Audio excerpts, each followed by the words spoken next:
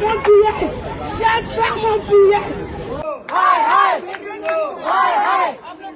We will fight. We will fight. We will fight.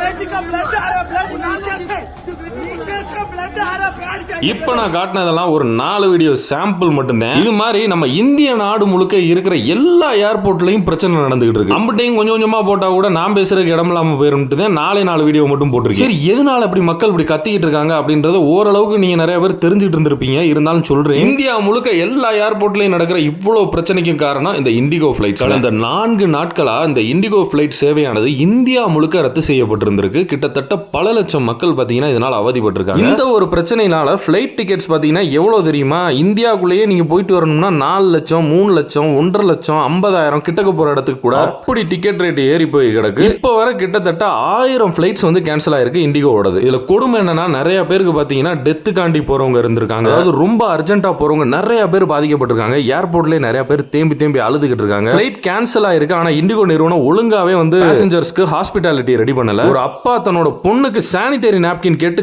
கத்திட்டு இருக்காப்ல. ரொம்ப நேரமா ஏர்போர்ட்டுக்குள்ளே இருந்து அந்த பொண்ணுக்கு பாத்தீங்கன்னா சானிட்டரி நாப்கின் இல்லாம பீரியட்ஸ் ப்ளீட் ஆகிட்டு இருக்கு. அதுல வந்து வெறியில கத்துறாப்ல. ஆனா பாத்தீங்கன்னா இண்டிகோ நிறுவனத்தோட ஊழியர் யார்கிட்டயோ கத்திட்டு இருக்காரு அப்படின்ற மாதிரி அந்த பொம்பளை இங்கிட்டு திரும்பிட்டு நிக்குது. எதனால ரத்து செய்யப்பட்டது அப்படின்ற நியூஸ் வந்திருக்கு அப்படின்னா, இந்தியால இந்த விமான சேவைகளுக்கான புதிய விதிமுறைகளை இண்டிகோ விமானத்தோட விமானிகள் வந்து எதிர்க்கிறாங்க. அதனால அந்த பிளைட்டை ஓட்டுறதுக்கே ஆள் இல்லாம பாத்தீங்கன்னா 1000 விமானங்கள் வந்து கேன்சல் ஆயிருக்கு. அதாவது ஆயிரக்கணக்கில் இல்ல லட்சக்கணக்கில் மக்கள் பாதிக்கப்பட்டாங்க. இதனால சிம்பிளா வந்துட்டு இண்டிகோ நிறுவனம் மன்னிப்பு தெரிவிக்குது அப்படின்னு சொல்லிட்டு இண்டிகோ நிறுவனத்தோட சிஇஓ வந்து சொல்லிட்டு இருக்காங்க. இதுல பிளைட் கேன்சல் ஆனதுனால ஒரு புதுமண தம்பதியினர் அவங்களோட கல்யாணத்தையே பாத்தீங்கன்னா புனேல இருந்து அவங்க திருமணம் நடக்கிற இடத்துக்கு ஜூம் கால்லயே பாத்தீங்கன்னா மேரேஜ் அட்டெண்ட் பண்ணி இருந்திருக்காங்க. அங்க மகால் எல்லாமே ரெடியா இருக்கு, மக்களும் கூடி இருக்காங்க. மணமக்கள் பாத்தீங்கன்னா ஜூம் கால்ல ஸ்கிரீன்ல இருக்காங்க. இது இப்படி போயிட்டு இருக்க இண்டிகோ நிறுவனத்தோட சிஇஓ என்ன சொல்லியிருக்காப்லனா, இன்னும் 2-3 நாளைக்கு இப்படித்தான் இருக்கும். நிறுவனம் இயல்பு நிலைக்கு திரும்புறது எளிதல்ல அப்படின்னு இருக்காப்ல. இழுத்து மூடிட்டு போங்கடா டே.